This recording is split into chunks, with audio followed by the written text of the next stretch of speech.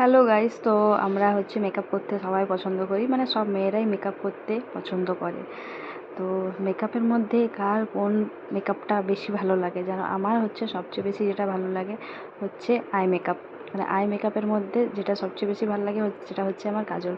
কাজল না পরলে আমার মেকআপ মনে হয় না যে কমপ্লিট হয়েছে। মানে আমি কিচ্ছু যদি মেকআপ না করি, আমি শুধু যদি কাজলটাই পরে নিই চোখে, তো আমার মনে হয় যে না, যাক আমার মেকআপ কমপ্লিট। তো আমার মতো কারা কারা কাজল পরতে পছন্দ করো, কমেন্টে জানিও। তো চলো, টাটা।